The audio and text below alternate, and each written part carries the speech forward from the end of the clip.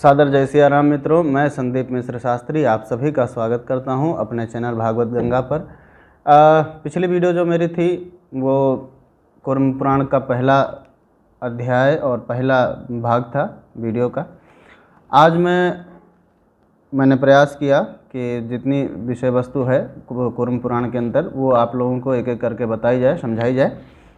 तो उस क्रम में देखिए, पहले अध्याय में जो कल मैंने बात आप लोगों से की थी वो यही थी कि किस प्रकार कितने पुराण होते हैं, पुराणों के लक्षण 5 जो होते हैं वो आपको बताए गए थे।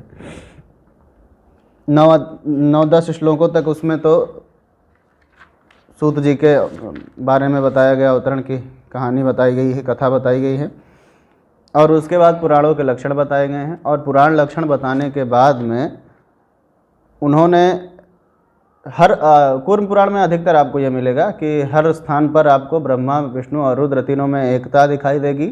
और हर बार अधिकतर बार, चूँकि भगवान कूर्म के द्वारा ही यह पुराण कहा गया है, इसलिए अधिकतर बार आपको ये बताया जाएगा कि किस प्रकार नारायण आए, उसके बाद ब्रह्मा का अवतरण हुआ, श्री ब्रह्मा जी का अवतरण हुआ, और किस प्रकार फिर रुद्र जी का अवतरण हुआ। तो ये बार बार आपको रिपीट होता दिखाई देगा कूर्म पुराण में। तो दूसरे अध्याय में मैं पहुँचा हूँ अभी। हाँ, और पुराणों के बाद में इसमें वर्णन ये भी आया है इंद्रद्युम्न जी का। जैसे श्री भागवत जी में आप जब देखते हैं तो उसमें तो क्या कहते हैं, राजा परीक्षित जी हैं जिनको सुखदेव जी ने पढ़ाया है, लेकिन इसमें सुनाया है। और इसमें इंद्रद्युम्न जी को भगवान कूर्म ने स्वतः ही इस पुराण को अपने मुख से बताया है। तो चलिए, अब दूसरा जो आज का सब्जेक्ट है, यानी दूसरी वीडियो जो मैं बना रहा हूँ, ये सब्जेक्ट रहेगा ब्राह्मणों की उत्पत्ति पर। ब्राह्मणों की उत्पत्ति कैसे हुई, तो ये वीडियो इसी के ऊपर है। तो चलिए वीडियो को शुरू करते हैं। मित्रों, अगर आप चैनल पर पहली बार आए हैं तो तुरंत वीडियो को लाइक करिए। अब आगे आपको बात करते हैं दूसरे अध्याय की। दूसरे अध्याय में वही जो मैंने आपको बताया, बार बार ये बातें आती हैं। भगवान नारायण बताते हैं कि मैं ही नारायण देव स्वरूप में सर्वप्रथम विद्यमान था और मेरे अतिरिक्त कोई नहीं था।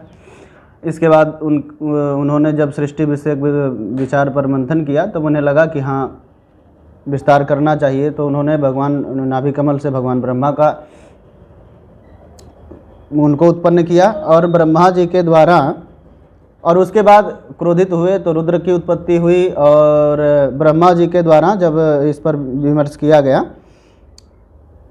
तो श्रियम ददा मरीचि भृगव अंगिरसः पुलस्त्यम पुलहम क्रतुम दक्षम अत्रिम वसिष्ठम च सोसृजत योग्य विद्यया। तदनंतर लोक पितामह भगवान मेरी आज्ञा से पूर्व की भांति ही समस्त चराचर भूत प्राणियों की सृष्टि की। यानी कि भगवान ब्रह्मा जी ने भगवान नारायण की आज्ञा अनुसार चराचर सृष्टि की रचना को प्रारंभ किया। और उस क्रम में इन्होंने योग विद्या के प्रभाव से, जिस योग विद्या को भी उसी समय नारायण ने बताया कि महारानी लक्ष्मी जी वो योग विद्या के रूप में थी, इसी अध्याय में वो भी वर्णन है। तो उन्हीं के प्रभाव से इन लोगों को उत्पन्न किया, जिसमें थे मरीचि, भृगु, अंगिरा, पुलस्त्य, पुलह, क्रतु, दक्ष, अत्रि तथा वशिष्ठ। इन लोगों को उत्पन्न किया। अब आगे कहते हैं कि हे श्रेष्ठ ब्राह्मणों, नवैते ब्राह्मण पुत्रा ब्राह्मणो ब्राह्मणोत्तमाः ब्रह्मवादिन एवैते मरीच्याद्यास्तु साधकाः। कहते हैं कि हे श्रेष्ठ ब्राह्मणों, ब्रह्मा के मरीचि आदि ये 9 जो हैं पुत्र, यही ब्राह्मण संज्ञक हुए, यानी कि इन्हीं से आगे विस्तृत हुआ, ऐसा कूर्म पुराण बताता है। और यही ब्रह्मवादी हैं, ऐसा भगवान नारायण स्वयं अपने मुख से बताते हैं।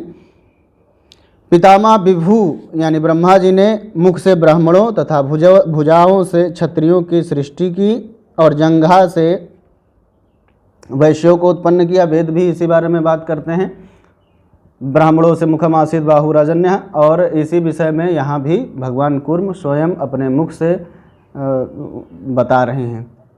तो आशा करता हूँ वीडियो आपको पसंद आई होगी। अच्छी लगी हो तो वीडियो को लाइक करें। मिलेंगे अगले वीडियो में, तब तक के लिए सादर जय सिया राम।